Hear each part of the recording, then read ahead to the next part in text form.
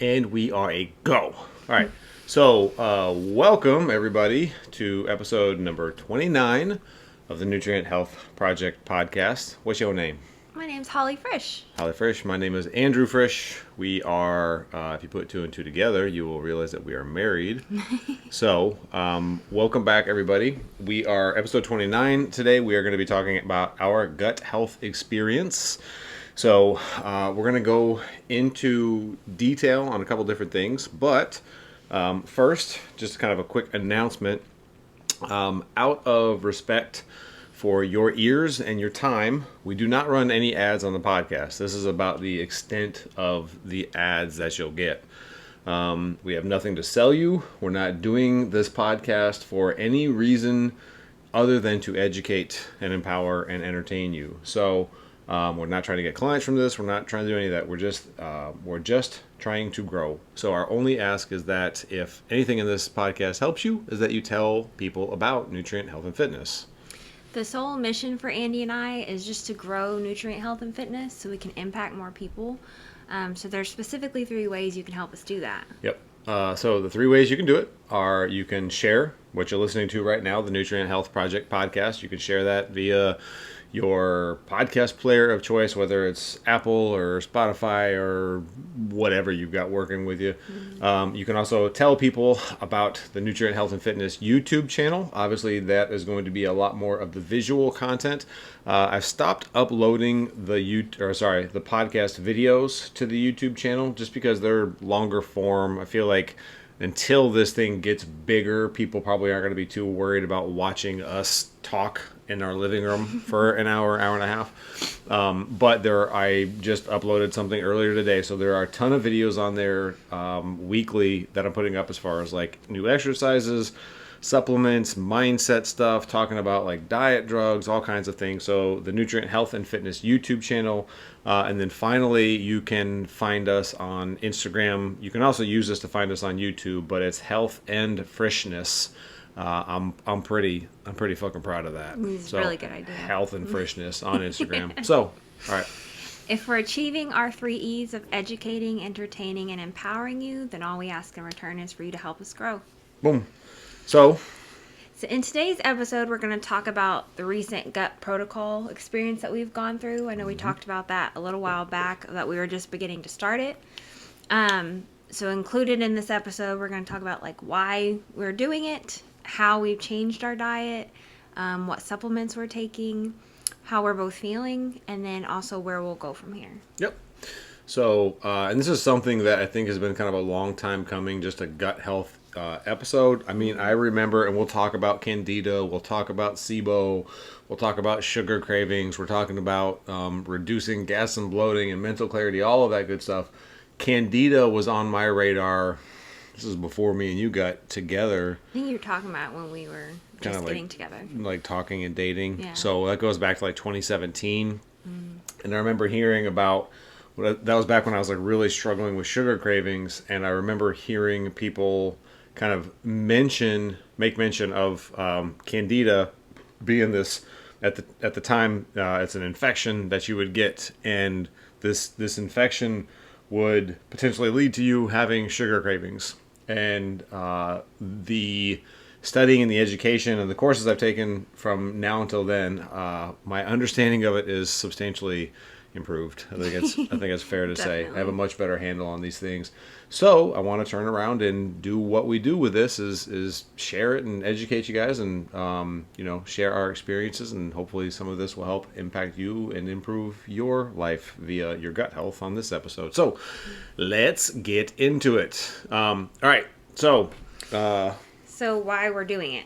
Let's start talking about that. Yep. So we started doing the gut health protocol because we both had gut issues, even though I don't know that either one of us looked at them as gut issues. Just thought it was normal. Right. Yeah. And it's like it's where you think it's normal to just have gas and bloating after a meal. You think it's normal to just like have to undo your pants right after eating. I had to clarify that one. It's it's normal to undo your pants after you have a meal, specifically, or I just kind of want to have something sweet every night. Mm-hmm. So we started to kind of really think and dig deep, and of course, like a lot of the courses I was going through talked about this, and like I said, kind of getting that clarity around what could be considered a gut issue and what was like lifestyle or stress related. And ironically, a lot of those things also kind of have a crossroads, right? Lifestyle and stress and gut, because lifestyle and stress impacts your gut, but we'll get into that as well.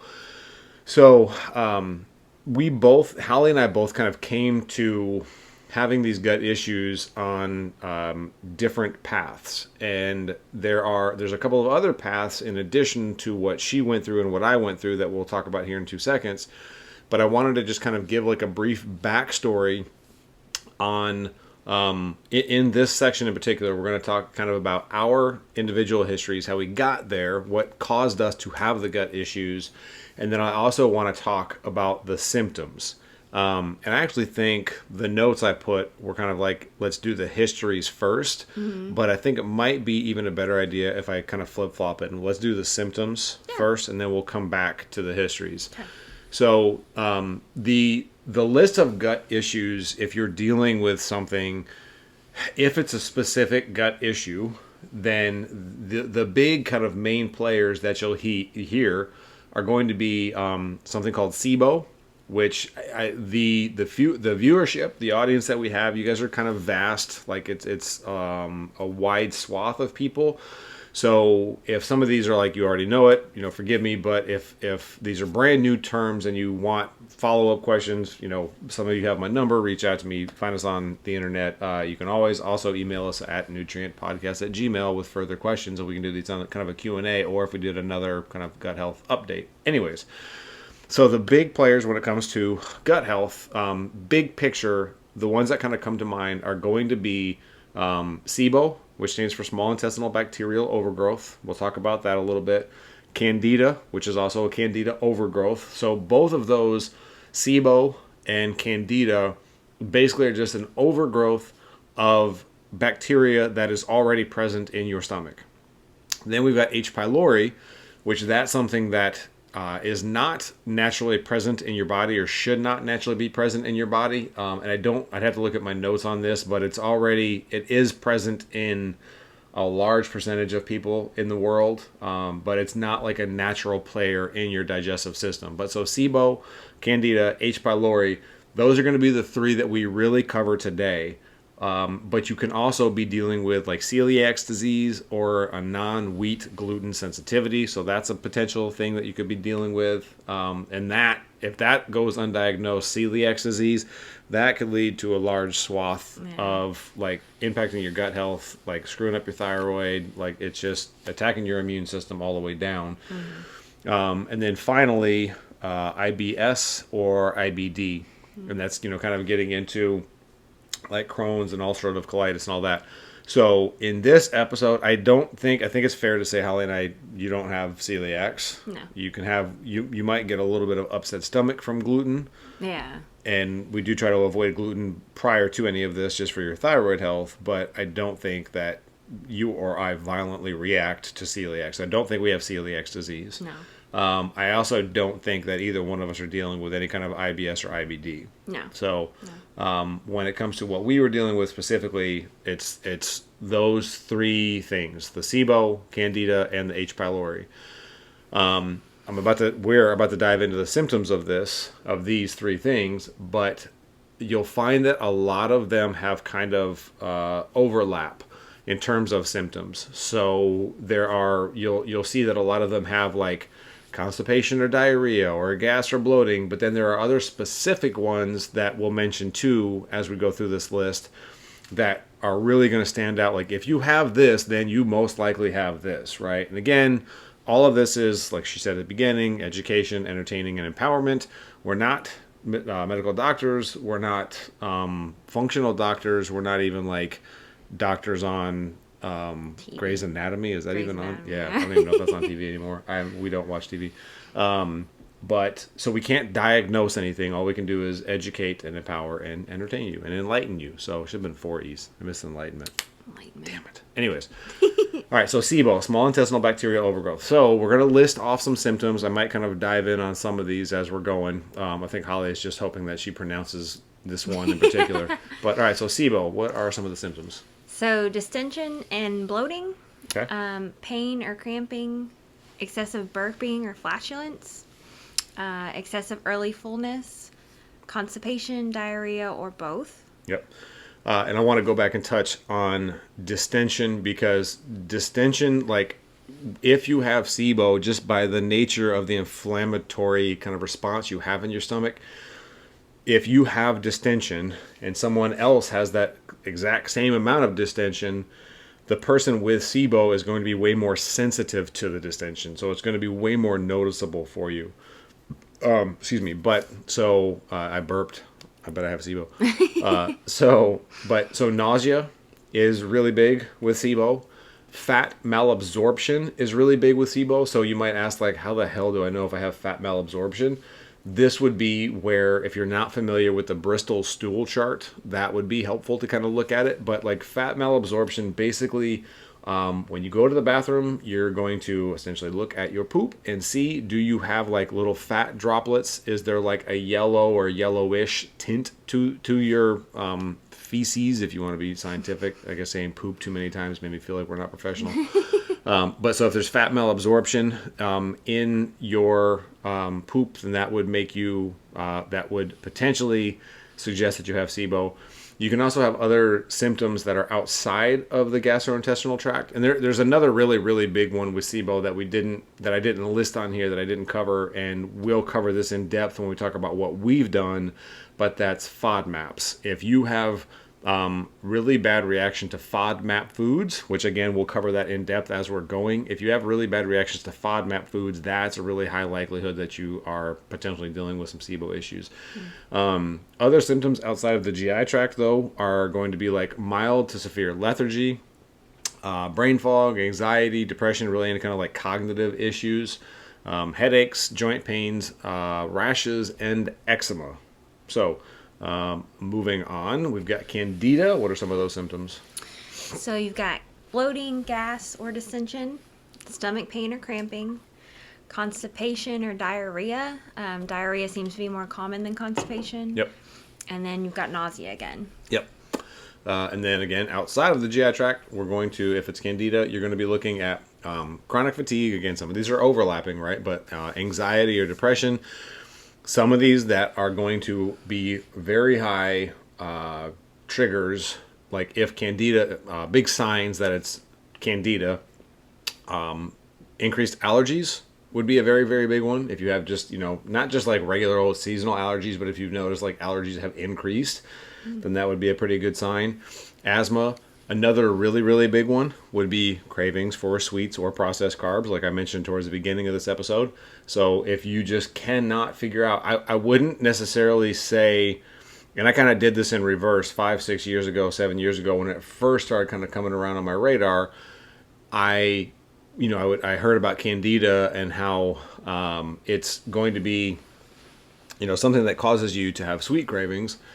So I was like, well, that's got to be the thing. And then I kind of went in reverse, and instead of kind of starting at the top and the simpler things, I went at like the really like the least likely thing, and then found my way back to, it also could be cravings for sweets, could also be like you're just not getting enough food earlier in the day. Because if you're skipping breakfast and lunch, and this is something we've talked about in previous episodes, but if you're skipping lunch and breakfast and you're not eating food later in the day, you're going to be more likely to want comfort foods later at night. So that would be something to look at. If you are deficient in magnesium or chromium, that would be something to look at. If you're just in general like deficient in carbohydrates, if you're doing like higher intensity exercise, or you are just kind of stressed out more than the average bear, I guess. I don't know where that came from.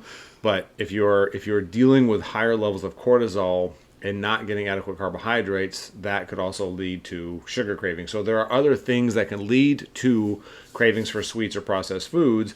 But that being said, it's like if you've accounted for all of those things and you're still like, man, yeah, I'm getting my calories. I know I am. I'm taking magnesium. I'm taking chromium. I'm even taking glutamine, because that's another one that could help with it. I'm doing everything I can. And hey, now that you mention it, like my allergies are kind of a little bit out of whack, or you have some of these other ones, presence of oral thrush, like white spots in the mouth, white patchy lumps, loss of taste, cracks in the corner of your mouth, redness or burning in the mouth, candida infections on the skin, in particular like on the armpits or the groin.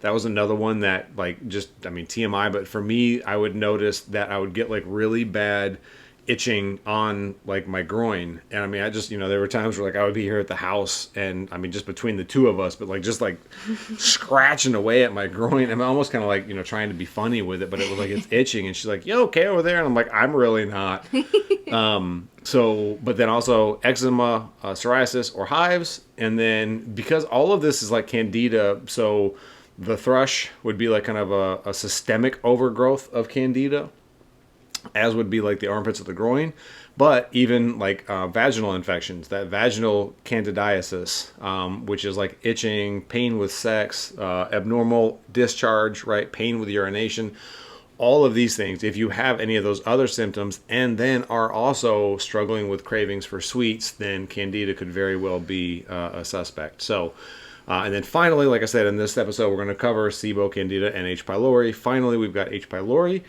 So some of the symptoms of this are going to be like stomach ache or burning, like near the stomach.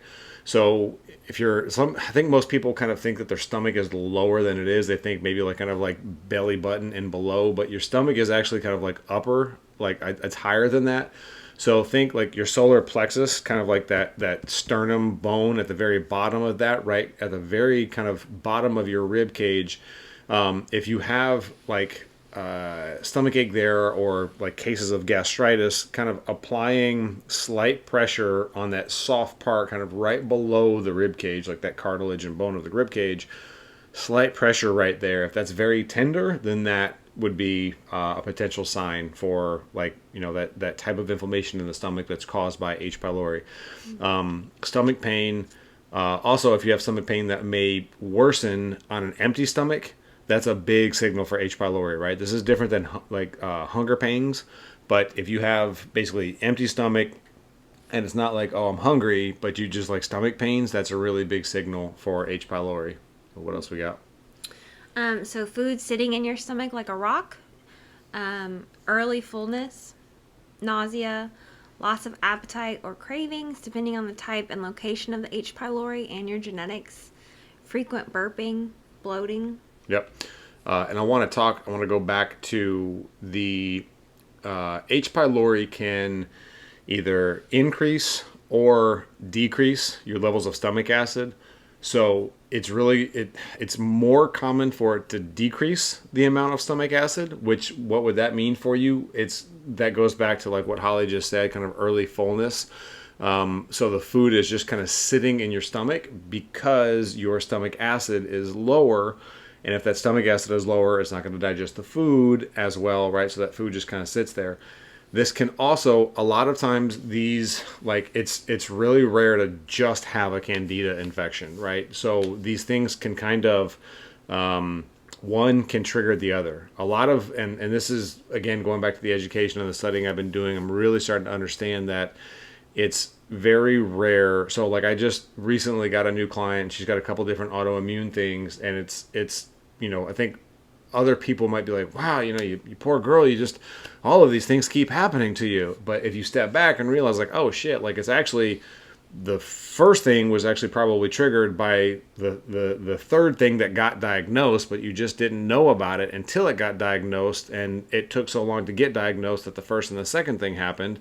And then the third thing actually, which was the first thing, got diagnosed, right? And then a fourth and a fifth thing, right? I know I'm like weaving a tale here, but I'm just trying not to give like specifics on her situation. But so it's all connected. Right. And I'm saying all of that because if you do have lower levels of stomach acid, one of the things, in addition to digesting your food, but one of the other things that stomach acid does for you and your stomach is creates an environment that's hostile to bad bacteria. So if you have low levels of stomach acid, that's going to say that you have low levels of like environmental defense against bad bacteria. So that's allowing kind of that bad bacteria, or quote unquote opportunistic bacteria, to start growing more in your stomach. So that's another thing to kind of take into account with H. pylori if it is lowering that stomach acid.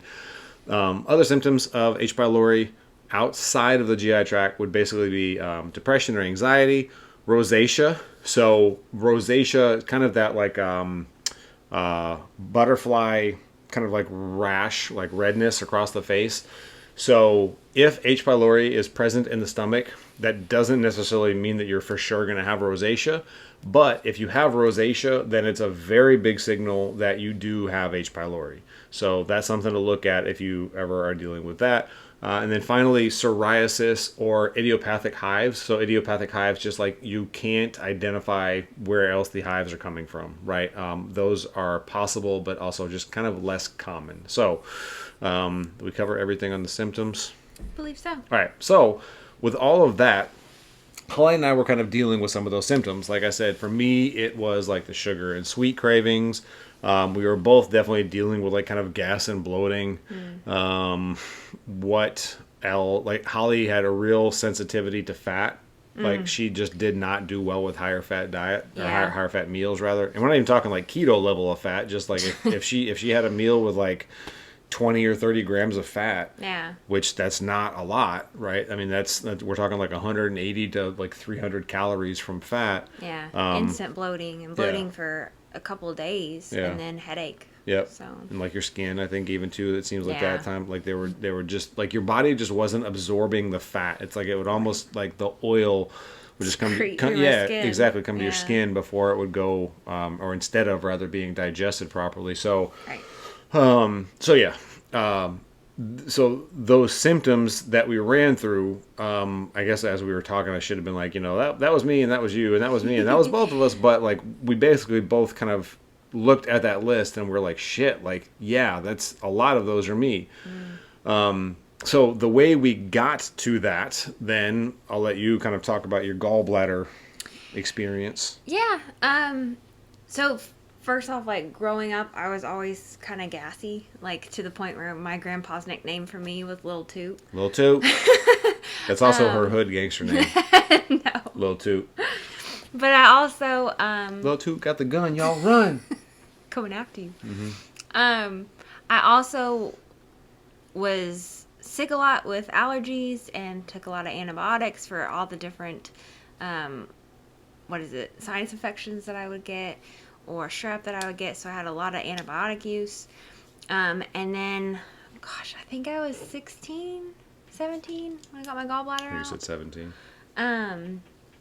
But it was just one of those days, like I had to sit up at night for a couple of weeks because like every time I tried to lay down, it felt like acid reflux, and I was like taking, Tums and all that, and nothing was helping, and it was just at night. And then one day I had what I later came to find out was a gallbladder attack, and it felt like I had the stomach bug, but it just kept extending the whole weekend. So my mom finally took me to the doctor, and he had me lay down, kind of like pushed on my stomach, and he hit right where my gallbladder is, and I about jumped up off the table. It was so painful. And by that point, I had lost 10 pounds in that one weekend. So I went and had ultrasound done, and they found I had gallstones. And later on, I went to I don't know if he does nutrition, but he gave me digestive enzymes, and he's like, I really wish you wouldn't have gotten your gallbladder out. It could have been treated. Right. But of course, surgeons suggest that you have surgery. So I got my gallbladder out, and they told me, you'll be feeling so much better in a couple of weeks. You'll be back to eating like normal. And for me, it was over a year of eating Jell-O and turkey sandwiches, because it was the only thing that didn't kill my stomach, that didn't have me bent over in pain or just have everything running right through me. And then it got to a point after that time where I had, sorry for TMI, but had diarrhea every day. And that was painful. So that's when I went and found this nutritionist, and he started giving me digestive enzymes. He's like, yeah, all of your intestines are all inflamed. And I was able to start eating normally pretty soon after that, but it just continued to get worse. My symptoms continued to get worse, and I think that's where we've thought about it and decided like that's probably where my whole thing went off, is like that year of just digestive inflammation. Yep. Kind of where it all kind of came from. So. Yeah. Well, and that's the reason, that we're going into detail on what that, like her year of all of that was, because other people, so if you have your gallbladder taken out, like that's not necessarily the normal course, right? Not everybody goes through and like has this entire year of hell that's like turkey sandwiches, jello, and like she still won't drink any kind of carbonated beverages because of the scarring that she went through with all that. Yeah. But that being said, because of that year, like normally if someone gets their gallbladder out, it's like, a month or two, everything starts to kind of regulate, the body adapts, and you're good to go. She did not have that experience, and it was basically a year of her gut being very vulnerable, I guess would be a good way of putting it. So, and when the gut is vulnerable, then and I wasn't there, right? And so as you were talking, I was like, damn it, I wish I was there so I could have asked questions and understood what was going on better. But, trying to kind of like hear it secondhand, essentially, even though it was your experience, it's still like you're kind of trying to recall it rather than actually going through it. But if you had developed like intestinal permeability, it just, there's a lot of different things that like kind of come to mind as you're talking about that. But clearly, I think it's safe to say that your gut health, like you were able to lose weight, right? And we talked about this in the last episode. Go back and listen to that if you haven't already, but like kind of learn from our mistakes. You were able to still lose the weight. You were able to drop that 90 plus pounds and keep it off, right? But I think you were able to do it because like the way you did it, which would be, I mean this in the best way possible, right? But like reckless, right? Like 3 hours at the gym, and you were in a deficit, but you weren't in like a crazy deficit. I don't think I ever took you below like 1,600 calories, which I mean, still low, but I was never like, we're going to do 1,200 calories. So, and especially as you got leaner, I think we were both really good about bringing you back up to like 1,800, 2,000 calories. Still big picture, probably underfed for how active you are and muscle size and all that. But I digress.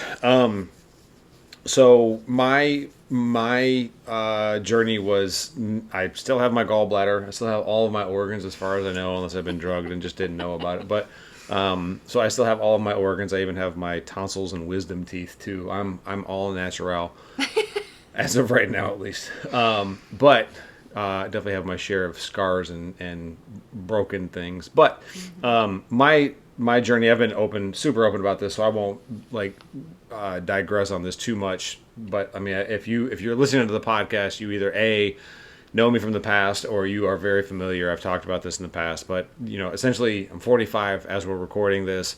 Pretty much like all of my 20s and 30s, or most of my 20s and all of my 30s, it was like drugs, alcohol, like just shit eating behaviors. So all of those things are going to leave someone's stomach very vulnerable. And again, we keep going back to gut health being important and the stomach being important. And it's all, not all, but a large chunk of that is centered around your immune system is essentially like centrally located in your gut. And if you think about it, that makes sense because that's the first place in your body where the outside world comes in contact with the internal, right? Even though technically that passage from your mouth down through your sarcophagus,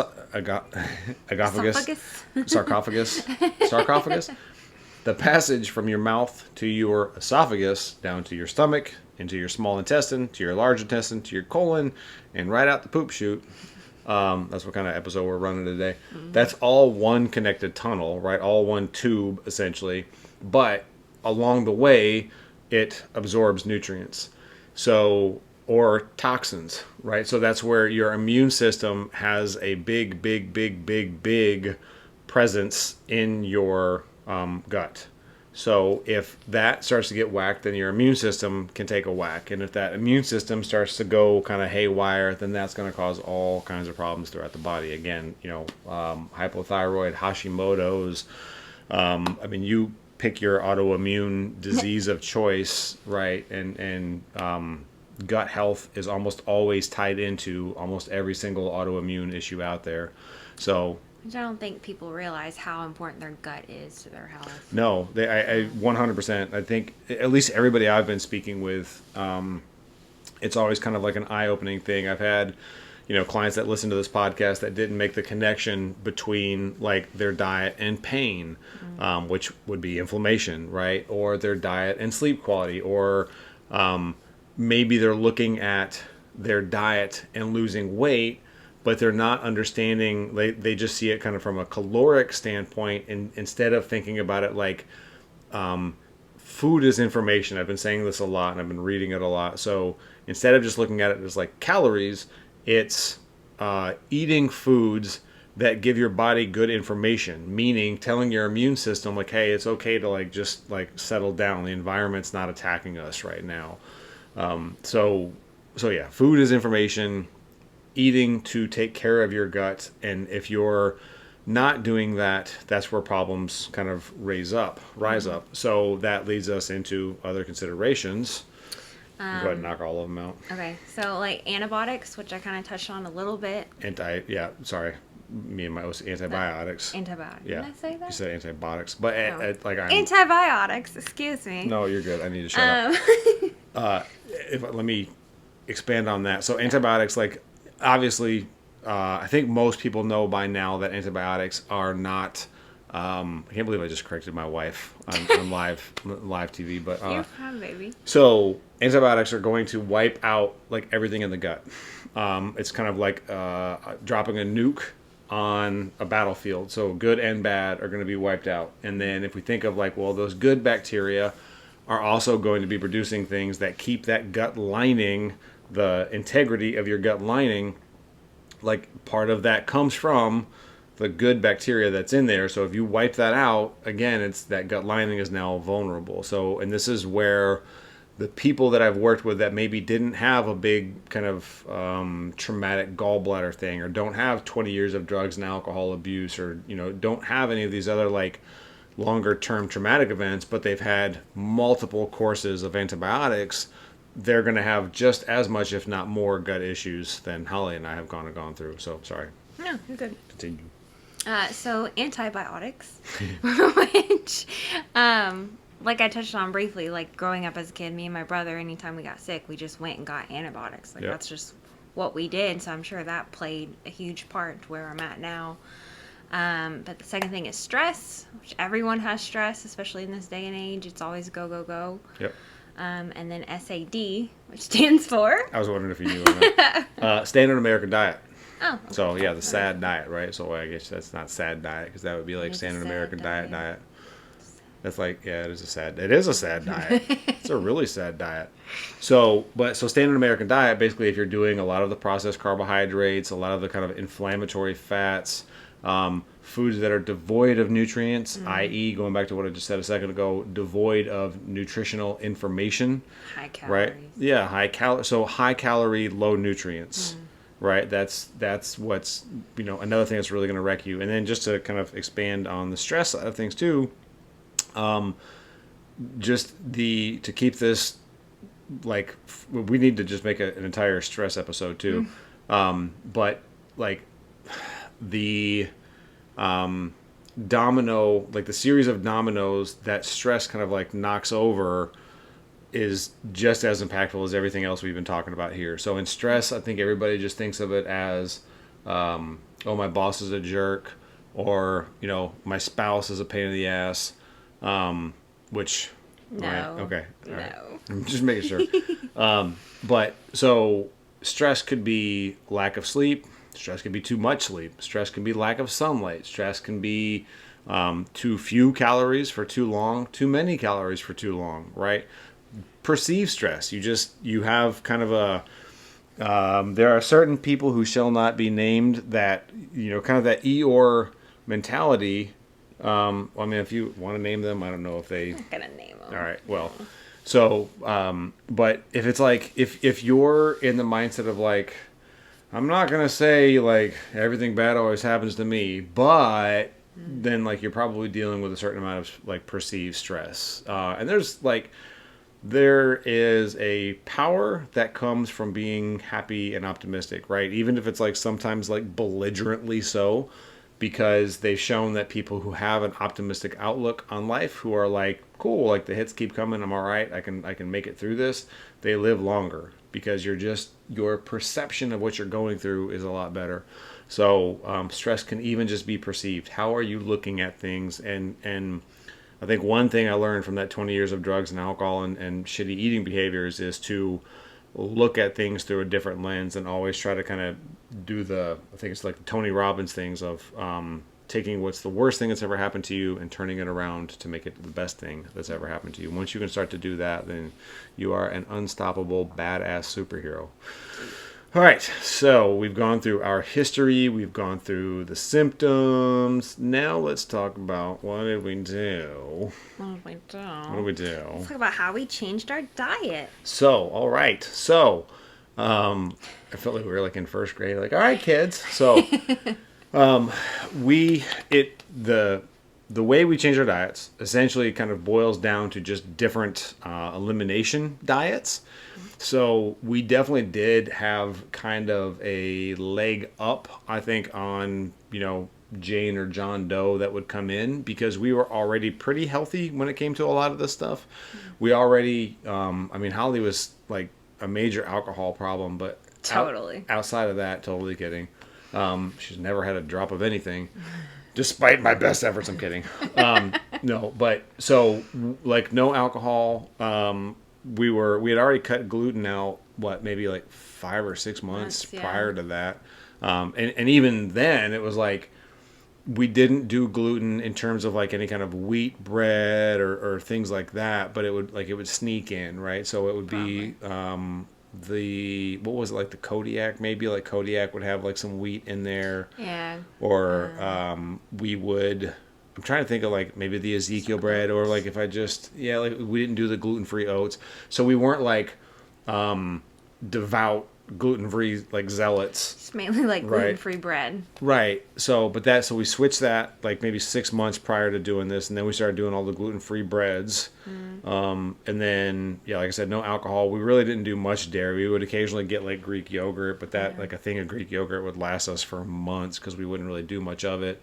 Occasionally do Parmesan cheese. Occasionally do like feta or blue cheese on your salads. I mean, that was pita bread. Reminiscent. Yeah. So that would be another one. You would get the pita bread that would have gluten in it. So so we did get to a point where, again, like months before doing any of this, we eliminated gluten. So when it came to these different eliminations, the different, so like Candida and SIBO have different dietary kind of interventions, if you will. H. pylori, there's no like defined dietary intervention for it specifically. You actually kind of need to do that through supplementation. But for us, what we did, so for Candida, like the first that we had to do was like eliminate any and all added sugar. So, and that's because Candida, like the bacteria itself, it's just an overgrowth, right? Like I said, you have Candida naturally in your body. So when you're trying to get that overgrowth like down, you basically need to stop feeding it so it can like kind of starve and die off a little bit and come back to normal levels, because you do have some protective benefits from Candida. It's just when it overgrows that it becomes a problem. So cutting out dairy and like entirely, and then cutting out any added sugar. So one common question we get, and we had this at the beginning too, was like, well, what about fruit? What about this? What about that? If anything has sugar in the ingredients, it's out, right? Like Holly and I both used to do, I was gonna like blame you, but I was like, I probably had just as much, if not more ketchup. But we would do this, the Kroger brand of 50% reduced sugar, but it still had sugar in it. What were the gluten-free breads that we had switched to just 6 months ago? We actually still have 3 or 4 loaves of it in the freezer right now. The I'm sitting here thinking about like the Rudy's cinnamon raisin gluten-free bread. Like that shit is good. But when we were looking at it, we had just bought some, and it's got sugar in there, right? It's got sugar in the ingredients. Not a ton, but it's got added sugar in there. So we had to cut out ketchup. We had to cut out the gluten-free breads. Is there anything else? Certain marineras. Yeah, some of the marineras. Gum. For how much I chew gum. Yeah, but that wasn't a sugar thing. That was a polyols. That's the FODMAPs. Right. We'll talk about that in a second with SIBO. But so yeah, I think that's everything. for the most part. I mean, and still like because we were in it. It's funny we had to kind of shift course because we were both not like low carb in the sense of like a keto diet, but low carb for our activity levels. And we had our labs done. July of last year, and then I think September of the year 2021, right? I think it was like September 21 and then July of last year. And both times our insulin sensitivity was like really, really, really, really, really good, like too good. So basically showing that like we were just kind of really low carb. So we had, again, like 5 or 6 months prior, that was part of where we got the gluten-free bread because we wanted to start doing more carbohydrates in the form of like oats, but also gluten-free breads and things like that to kind of like get more gains, right? Put on some size and still stay lean and all that. So we had to kind of shift course from, okay, we're still trying to like be in this caloric surplus or at least maintenance. So we're getting more calories, but we need to cut any added sugar. We need to cut all gluten, cut all dairy, right? So it's definitely been a little tricky to kind of maneuver some of these things. When it comes to fruit, because fruit has sugar in it naturally, right, in the source of fructose. This is going to be kind of a case-by-case basis because the next category of eliminations that we're going to talk about will be FODMAPs, and Holly's going to knock that one out of the park in 2 seconds because she's worried about one of these words. But she's going to be fine. She'll be fine. She'll be fine. So I think you should just, like, as I'm talking, just rehearse. Yeah, I can see you, like, looking at it. But with the fruits, it's more the amount of sugar that's in the fruit, right? And it's even like, sorry, my brain, there's like 8 different questions that are popping into my head and I want to try and answer all of them. With the fruits, we try to keep bananas kind of out. It's one thing if she wants to go get like a banana because she's been kind of craving it or something, so we go get a banana, but like having a bunch of them in the house probably isn't good. Higher sugar fruits, grapes, just like the majority of our fruits are going to be kind of berries. So we'll do blueberries especially, and then kiwis, strawberries. I guess that's really as far as like fruit, the main ones. Usually a banana here and there. Yeah. That's it.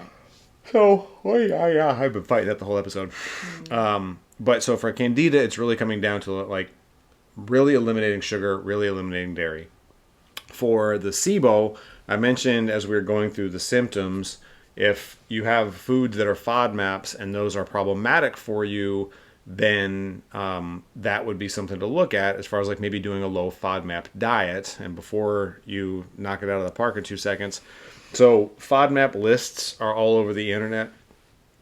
If you just search like foods to avoid on a low FODMAP diet or foods to encourage on a low FODMAP diet. Again, if you want to reach out to me, I've got free resources I can send you.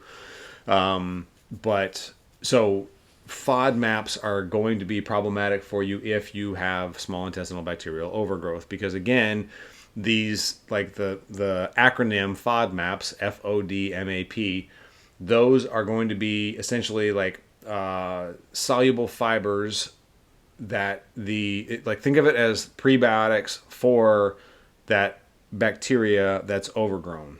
So you're essentially like giving food, same thing like with the sugar and candida, you're giving prebiotic fibers to that small intestinal bacteria that is overgrown. So kind of avoiding these FODMAPs. I keep wanting to say what they are, but I don't want to steal Holly's thunder. Nope, you're knocking this out because of how stressed out you were over it.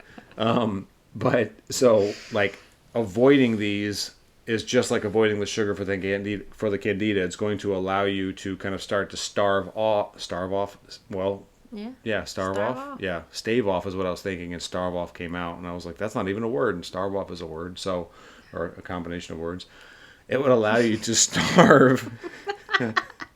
It would allow you to starve that type of bacteria. So, drum roll, please. What is a FODMAP? Holly Danielle. Is fermentable. Okay. O, oligosaccharides. Nailed it. That was the one she was worried about. She was like, oleo? And I'm like, no, you said alo. Or oleo? Oligosaccharides, maybe? Yeah, you weren't putting the G in there. Yeah. You're like, oleo? I'm like, oligosaccharides. Oligosaccharides. Yep. D is disaccharides. Yep. Which is lactose. Yep. Lactose. I said that wrong. Lactose. M is monosaccharides, which would be the fructose. Yep. And, that's the A, Yep. and polyols, which is sugar alcohols, which he mentioned earlier, which is in the gum I would chew. Because it was sugar-free gum, but it had sugar alcohols. So, and now, if you are chewing sugar-free gum, you know where I'm going with this. With a smirk on his face. If you are chewing sugar-free gum, that does not mean that you're like, oh shit, I think I have SIBO. I need to avoid FODMAPs. I gotta stop chewing my sugar-free gum. No, sugar-free gum is only going to be a problem if you are, new term introduced to me by one of my coaches, brilliant mind named Brian. It's only going to be a problem if you are chain chewing. Yeah, lick those teeth. If you're chain chewing your gum, which Holly does, because we'll be watching a movie and she's trying to not eat, so she'll put in a piece of gum, chew that son of a bitch for about 2 or 3 minutes, and then spit out a piece of gum and grab another one. So much so that while we're sitting here, if we're at the sectional and there's a little cup holder, we watch a movie, there is a gum cemetery. Graveyard. Yeah, there's a gum wrapper graveyard in the sectional cup holder by the time a movie is over. And she's like, could you go get me another pack? I'm like, woman, we've been watching a movie. So backstory. When I was trying to lose weight, chewing sugar-free gum helped me because it was something that would be like, oh, a new flavor, and without calories. So I chewed gum. That's what I did. It helped me a lot. It helped me as I lost weight. Well, that habit just continued, and here we are at a gum graveyard. But have I not done good? You have, yeah. Have I not done stopping it? Since asking you, and there was also. I don't really care for the sugar-free stuff, so I had gotten some. If I can vent y'all, I'm not allowed to touch his stuff. It's not that. I got like some stevia-based gum, right? And typically stevia-based gum doesn't really taste good, but I found some.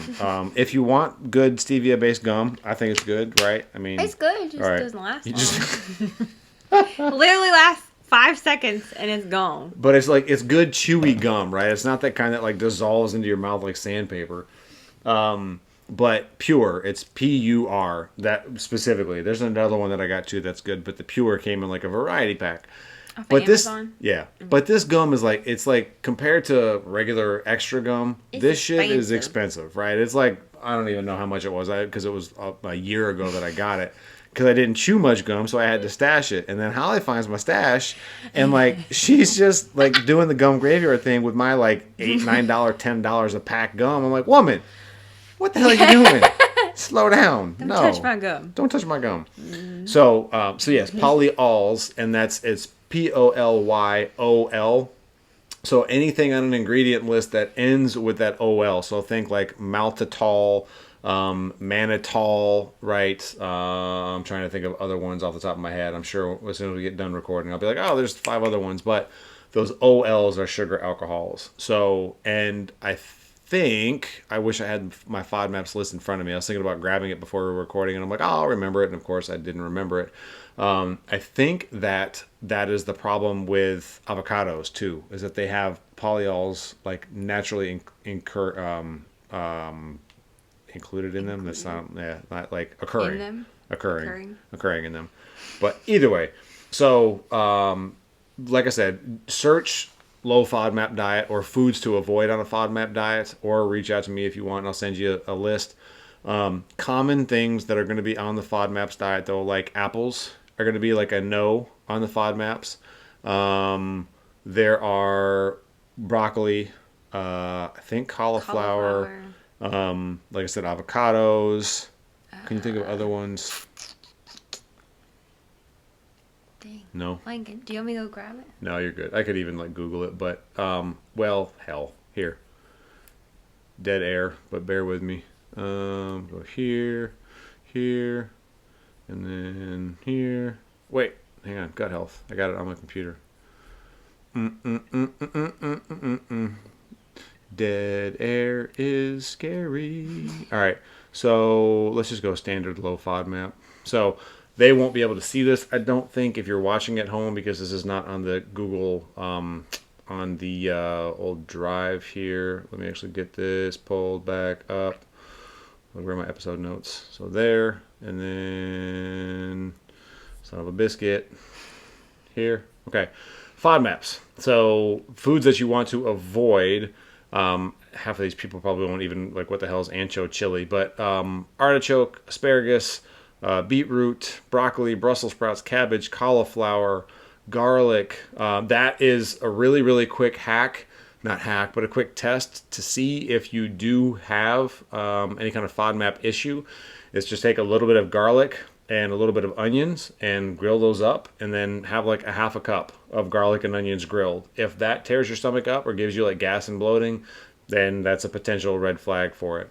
Other ones would be like mushrooms, okra, apples, avocado, blackberries, which is why we do the blueberries. Otherwise, blackberries would be my one of choice, but they're higher in. I'm just reading. Mm-hmm. Let's see what else. Nectarines, pears, prunes, watermelon. Beans are a big one. Almonds, cashews, lentils, pistachios. So this, and the list goes on and on. But again, dairy, et cetera, et cetera. So that's kind of a quick breakdown of FODMAPs, and I apologize for that kind of quiet, dead air.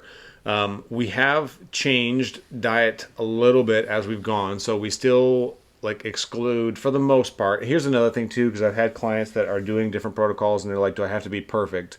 You don't have to be perfect. Nobody is perfect, right? We're all perfect in our own imperfect ways. And the more you know. Da-da-da. So, but if you can be perfect, then awesome, right? You're probably going to get the protocol done quicker. If you have a small little relapse, not a big deal. If you have, like with Holly, the banana, it's probably not the best thing in the world, but it's not the worst thing in the world. Now, if you're like, I'm on a FODMAP and Candida protocol, and I'm going to drink my 2 cases of, and this is what I would like, smearing off wild grape, right? Like such a foo-foo drinker when I did drink, but like sugary alcohol, that's probably going to wreck you, right? So, but if you have a rice cake with 2 grams of sugar in it, it's probably not going to destroy you. But if you're doing 4 rice cakes every single day for lunch, that's also probably not really not beneficial to you doing it, right? So the magnitude of you not like the magnitude and frequency of you not quote unquote sticking to the plan is something to kind of think of. So we've changed it a little bit in that when we started this, and I even asked you, do you remember I said, like, do you want to kind of like do this in stages? Like the first like couple weeks of the first month, kind of like remove some of this, and then like the second month, kind of do some of this. And we're going to talk about the supplements that we're doing next. But I asked her, hey, dietarily, do you want to just like fuck it and just like rip the Band-Aid off? And then supplement wise, do you want to just be like, well, let's buy a little bit first and like let's just start with the probiotics? Or do you want to do like probiotics, antimicrobials, and like just all in? And you said all in. That's why I love her. So we just ripped the Band-Aid off, and it was like immediately like those, like I said, those loaves of bread are still in the freezer because we haven't been able to take them out. Like the ketchup, I've even got honey mustard in the fridge. It's like organic honey mustard with like 2 grams of sugar in it, but I'm like, I can't.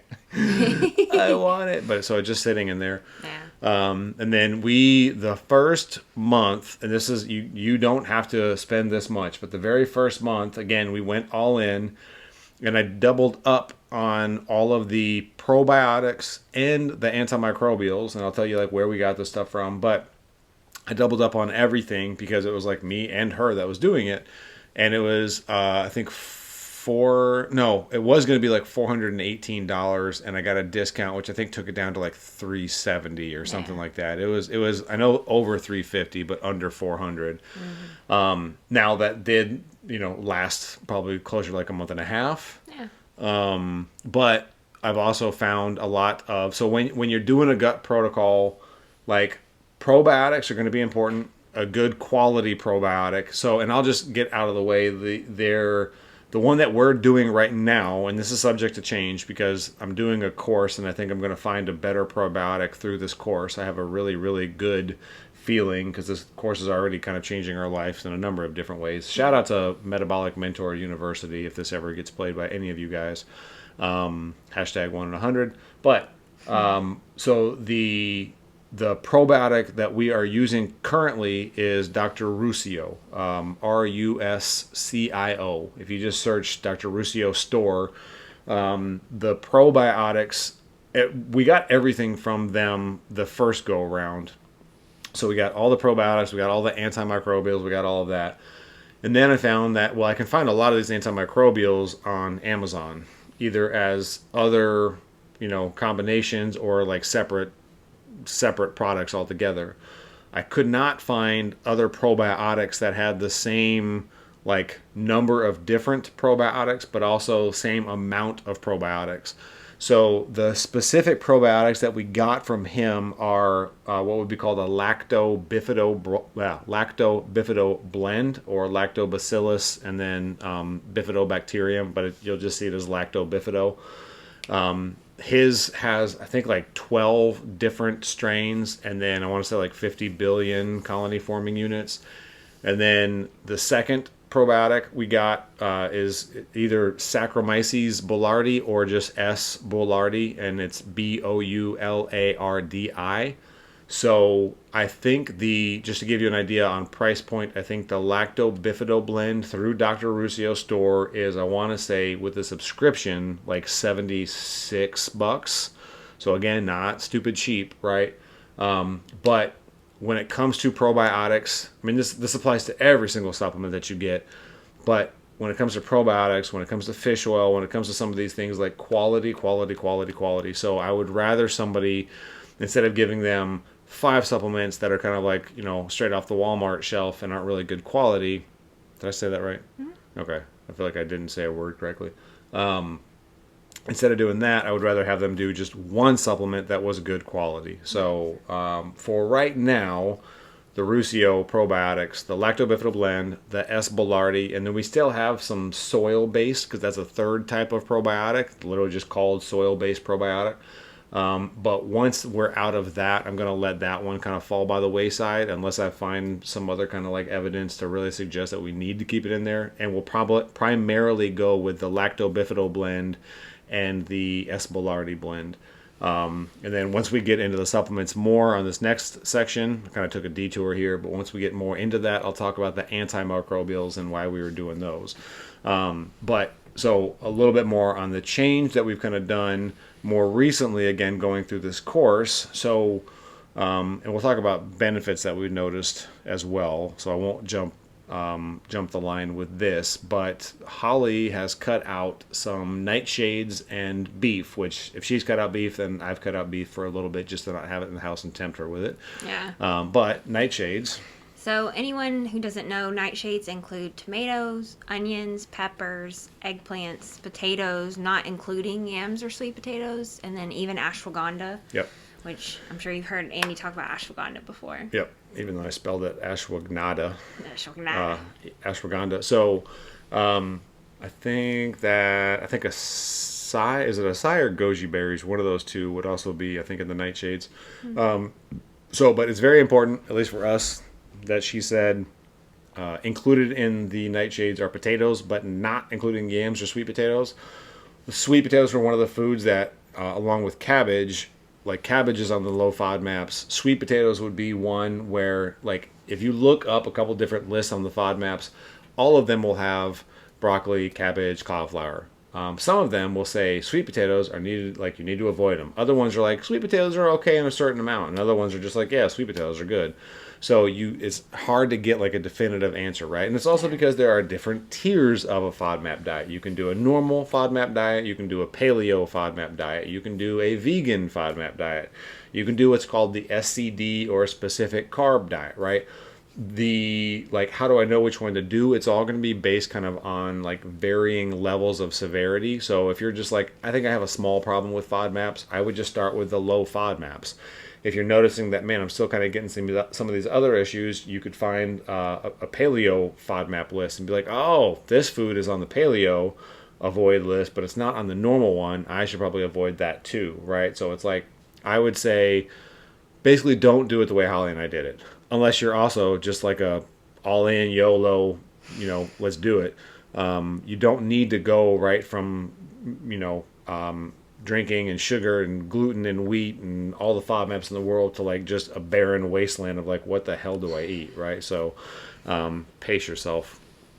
So in addition to kind of cutting out nightshades and beef, which is essentially really an unrelated, I mean, the nightshades are a gut issue, but the beef wasn't really a gut issue. Beef is fine when it comes to gut health, at least like grass-fed, like natural beef. But that was more for a different kind of health thing where we're going in terms of like trying to do more of like a detoxification, kind of a flush for you. Yeah. Because we saw benefits and we're still seeing benefits from the gut health protocol, but like skin health was still something that you were kind of like breaking out even after like completely cutting out makeup and all of this stuff. It still hadn't cleared up the way you wanted it to. Right.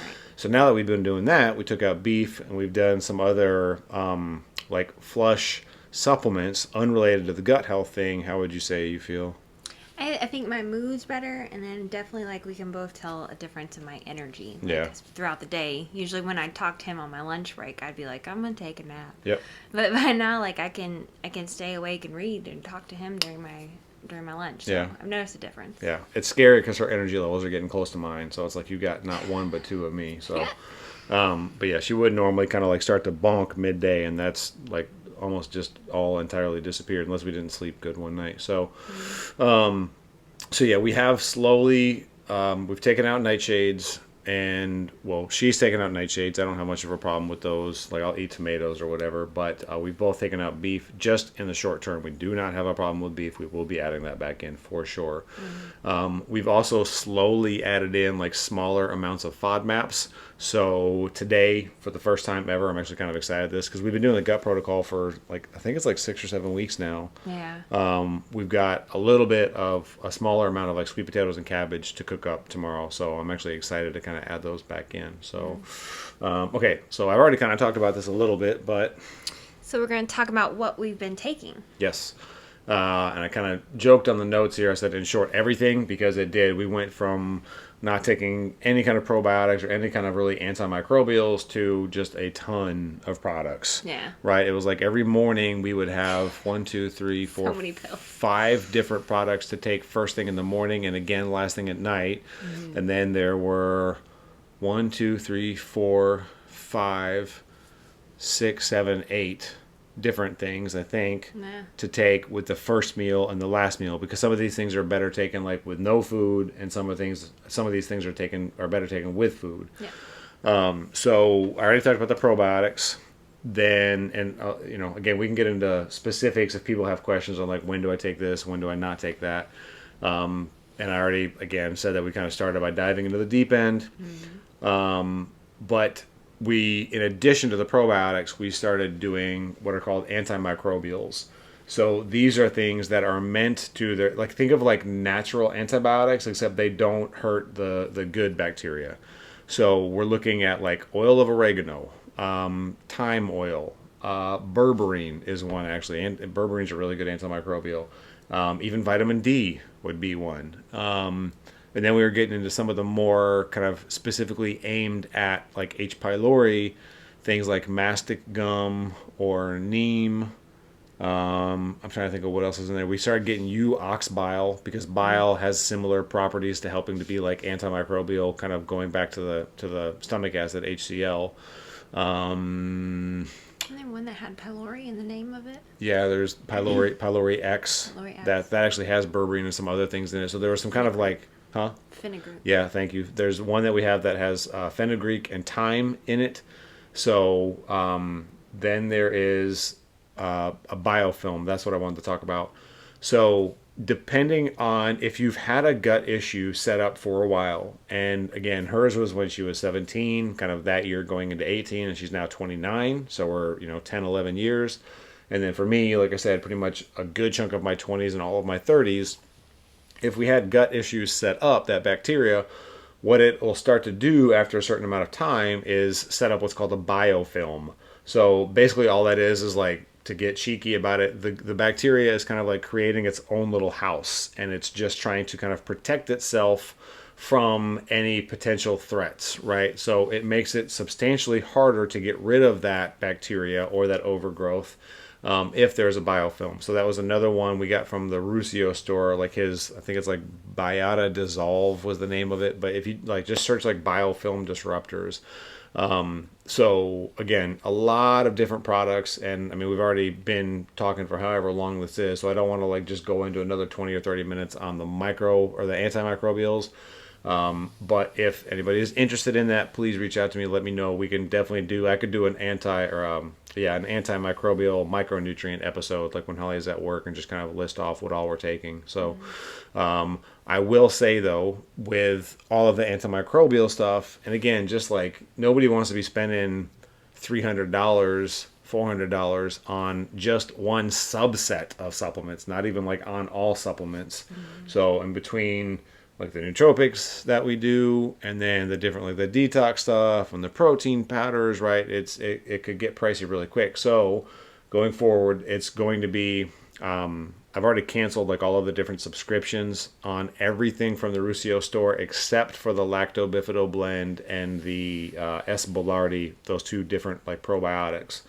All of the other ones, like we've still got berberine, we've got vitamin D, we've got oregano. None of these are stupid expensive. Those are all very, very, very, very affordable. So, but yeah, going forward, and I think we even kind of had a couple weeks there where we both just felt off. Even though it was a weird mix of like, hey, my digestion is better. That was one of the first things I noticed. That actually happened within like the first week for me, where I had a first full day, and I'm not saying that like my gut health was dramatically better, but just the foods I was eating. I had the first day that I could recall in like decades of I ate all my meals and had no gas, no bloating, no nothing. And I'm like, oh shit, like you can do this. Yeah. But I lost track of my thought with that. What was I saying? Yeah, I think you're probably done. But yeah, nope. I think you're talking about supplements, what we're keeping. Oh, I was saying that we were both feeling kind of off. Whoever's like listening right now is like, hey, you got it. He brought it back. We were both feeling kind of off a little bit. So like digestion was good, energy was good, but we just, how do I say it? Like we just didn't feel like ourselves. Yeah. Like just off. I don't know how else to say it. And I couldn't put my finger on it. And like there are different supplements that we take, and I know when it's like choline, certain types of alpha GPC, if you take too much of that, it can give you kind of like a no hope, no end of the light, or no light at the end of the tunnel kind of like depression, right? And I know it's like, oh shit, like we're really sad because we probably took too much choline. Or like you can get anxiety from some of the methylation supplements, right? So it's this, I know what to look for with some of these. This was something where it's not like, I don't think we felt bad. I just felt off. Just off. And I couldn't pick. Best way to describe it. Yeah, I couldn't put my finger on what it was that was doing it, but that's where I was like, well, let's cut out some of these antimicrobials. Because kids listening at home, with the supplements, I would start with the probiotics first. Do that for about a month or two. You might feel better just from that, right? Which, again, if you want like further education immediately outside of letting me know that you want more information on this, which I'm happy to provide, obviously. But if you want immediate, as soon as you're done listening to this, or pause this and go check it out, Ruscio's website has a ton of good, useful, free information on there as well. And actually his book, Healthy Gut, Healthy You, is pretty good too. So it is very similar to a lot of the other kind of like dietary books out there where it's like they're just trying to sell you a plan, sell you supplements, right? And again, like I said, the supplements are not cheap, but it is a very good kind of educational book for someone who's like not familiar at all with any of this shit. So very interesting. yeah. So, but with us just feeling kind of off, that's why I was like, well, let's take a break from the different antimicrobials. We'll keep doing the probiotics, and I think probably a week. I was gonna say 3 or 4 days, but it's probably closer to a week after like cutting all of the antimicrobials out for the most part. Like it's like you even said, like what's today, Sunday? You were like Thursday and Friday, like things were better. You felt more like us. Yeah. So yeah, just something to consider. Like if you're gonna do this, start with the probiotics for a month or two, and then if after a couple months like you're not better, then look at adding in the antimicrobials. So yeah, I mean I think I'm stealing your lines here. You're good. Yeah. So well, let's move on to the next one, which I guess we even kind of we're both feeling. Yeah. Like I'm as far as how we're feeling from this. I'm feeling better. Energy is always good for me, right? It's like the Energizer Bunny. Yeah. But it is, the sugar cravings are like utterly gone. Just, I might still like partake in a sugar-free Gatorade or something. But even that, like I've even lost kind of my appetite for those the last couple days. Your digestion's way better. Like, yeah. Like I think he would undereat a little bit because his digestion like couldn't digest it as fast, so he didn't feel like he needed to eat. Yep. But now it's like it seems like it's running smoothly. Yeah. Well, I mean, I'm putting like easily getting down like on a low day, on a moderate day, like 3,000 calories. Mm-hmm. But I've had Thursday of last week I had 5,700 calories. The Friday right after that, I had over 4,000. I had 4,000. What's today? Sunday. I think I had another 4,000 either on Thursday or Friday. Mm-hmm. So, and like no digestive issues. Like everything is just, not shooting through me either. But it's like I feel good. So energy is good. Yeah. But yeah, sugar cravings are gone. Digestion feels better. I would even say sleep is better. Like I used to wake up a lot throughout the night. Like I would almost clockwork. I would go to bed, fall asleep, and like an hour or 2 hours, like almost on the dot after I fell asleep, I would wake up and I would be starving. That's gone, completely gone. So, but yourself? Yeah, no, I definitely think it's better. I sleep harder, I think. Yeah. Throughout the night. So yeah. It's good. Good. All right. So let's bring this to a close. Last section. All right. So let's talk about where we'll go from here. All right. So, I've been talking so much. Why don't you like knock out those first three? So we'll likely keep added sugars out. It Yep. seems to be working great for us. Yep. So just keep on trucking. Keep on trucking. Likely keep dairy and gluten out. Like we hardly ate those to begin with, Yep. so it's not a big deal for us to keep that out. And pop quiz hot shot. Like, why, from an ungut health perspective, why would we keep dairy and gluten out? Oh God. What's really important? Like, what other health thing has Holly? Doing that? I'm trying to like kind of come around and see if you can kind of. Dairy and gluten are going to affect your Skin? Well, yeah, but it's thyroid. Oh, thyroid. Thyroid. There you go. You got it. Got it. So yeah, we're definitely like keeping dairy. Gluten did. Dairy did. Dairy does too. Yeah. But gluten does, especially like with the molecular mimicry. So gluten molecule can mimic your thyroid hormone, which can. If you have thyroid issues, you should. I mean, your doctor should have told you this, but if you have thyroid issues, cut gluten out your diet. And you'd probably be good out your diet. You'd probably be good to keep dairy out of your diet too. So yeah, we don't in either one. As far as I know, my thyroid is good. Dairy's never sat well with me. I remember being in middle school and like having to go do like fecal tests. I don't remember. I just remember I had to like scoop my poop out of the toilet into this thing and send it to a lab when I was in like 7th grade because like everything was tearing my stomach up. But I also had pyloric stenosis when I was a kid too. So. I wonder if that plays into it. Maybe. So, I don't know. But yeah, so keeping added sugars out, keep added dairy, gluten out. Trial nightshades and more FODMAPs. So we'll just like test it out, see how things do with Yep. us. Keep going, girl. For sure, adding beef back in, I cannot wait. I love beef, which I've been pretty proud of myself. Done pretty good without it, but Yeah. I love beef. I'm a beef girl. Yep. And for sure some sweet potatoes and cabbage, like Andy Adding them said. back in, yep. We just got those, so we're excited to see how those do this week. Yep. Keeping the high quality probiotics. Yep. And then occasionally do rounds of antimicrobials fasting. Yep. So, and occasionally doing, here comes the yawn. Occasionally doing rounds of the antimicrobials and fasting when it feels like, maybe gut, because all of this is going to change, right? Again, like we said at the very beginning of this, stress can impact it, right? And there's a bunch of different types of stress. Or maybe, hey, the FODMAPs work and we can eat those, and but maybe I've eaten too many FODMAPs. So it's this kind of constant balance where I think you'd get benefit from even the probiotics.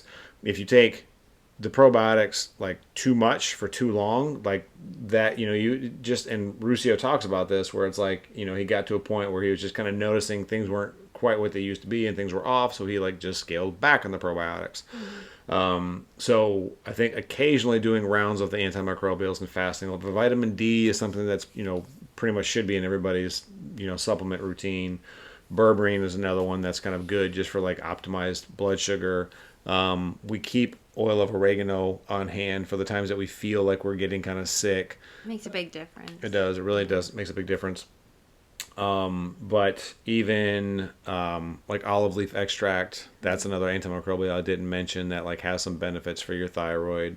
So we may occasionally kind of start working some of those things in, not start, but bring those in on occasion. And even just fasting, if you've been pushing a lot of food, or one thing we didn't even mention at any of this, it's a shame that we're bringing this in towards the end of it, but one of the ways to start a gut protocol is with a 2-day modified fast. So that's basically you're essentially kind of just doing a liquid diet, whether it's bone broth or there's some other recipes that you can do, but you're going into the gut protocol with a period of either direct fasting or modified fasting, meaning you're still getting calories, but it's in liquid form. And just easier on the stomach, so you can kind of let the digestion rest. A lot of times, if someone has, not a lot of times, sometimes if someone has gut issues, just simply taking a fasting, a period of either intermittent fasting, modified fasting, or just a total fast, that can actually allow the stomach to kind of digest whatever is kind of lingering and clear things out and let it heal and recover. It's hard for your stomach to heal and recover if it's so busy always digesting food. So fasting is something that I say I try to keep it in about 1 or 2 total day fast, a month, and then a 3-day fast probably once every 3 to 4 months. Yeah. So not been the best about keeping that. I think the last time I did a 3-day fast was in December. So what are we in March? That means I got one coming up. So I'm going to do a 3-day fast. But all right, so with that, we are going to be bringing episode number 29 to a close. So if you want more content like this, make sure to subscribe and share so you won't miss the next episode. Yes, guys, please. That's all we're asking with this is just subscribe and share it. And if you like visual content, if you want to see us, like I said, I won't be uploading the full episode of this. I'd like to get to a point where I'm uploading clips of the podcast, which I still might do. Time is at a premium, though, right now. Or kind of shorter videos that I am putting up there, supplement reviews, new exercise videos, motivational content, mindset stuff, just talking about, I have a video coming soon about the semaglutides and Ozempics and all that kind of stuff. Find us on YouTube, find us on Instagram. YouTube is going to be Nutrient Health and Fitness, but you can also just search Health and Freshness on at Health and Freshness, YouTube and Instagram, it'll pop up. We have a goal of trying to get to 1,000 subscribers on YouTube. So we had a good little turnout from that announcement on the last episode. So guys, please, that's all we're asking. Just get us to 1,000. That's all we're looking to do.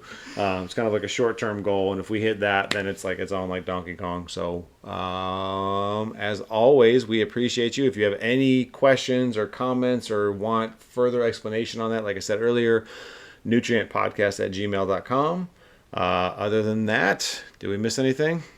I don't think so. You don't think so? I don't think so. All right. What's a catchphrase for the end of the episode? I don't of a catchphrase, but How about yippee-ki-yay? no. No? No. All right. Make it a positive and happy week, guys. Damn. That's good. That's she's growing. Yeah. Normally she would just like get all bashful and shy and like, no, I don't have anything to say. That's fucking really good, woman. I love you so much. Like she said, make it a positive Happy week. and happy week. So kick some ass. Thank you for watching. We appreciate your time. We appreciate your attention. I hope you appreciate what we're putting out there, and we love you. And We'll see you on the next one. later. And stop.